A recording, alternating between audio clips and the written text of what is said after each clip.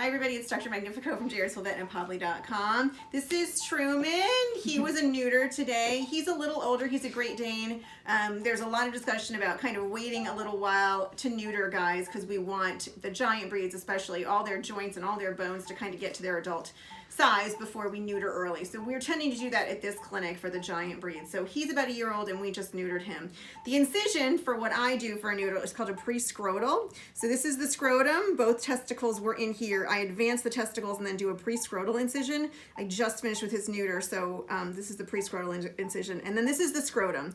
There's a lot of discussion about doing scrotal ablations afterward. That would be, so after we remove the testicles, we would remove this extra scrotal sac.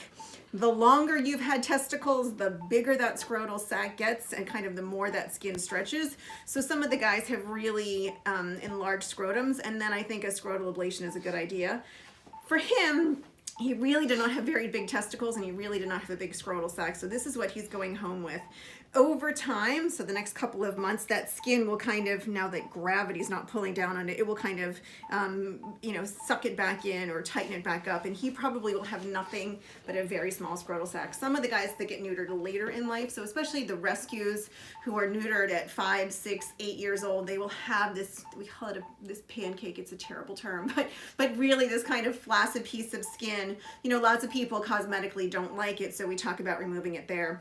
The other things to talk about for neuter are gastropexy. We're getting ready to prep him right now for his gastropexy. So because he's a giant breed dog and he's sort of more prone to the gastric dilation, we're going to do that.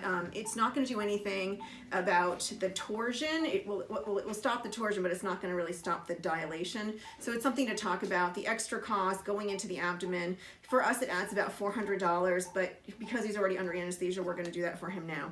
If you have any questions about scrotal sac ablations, about late neutering, or about a gastropexy, you can find me at podly.com or here at Jaredsville Vet.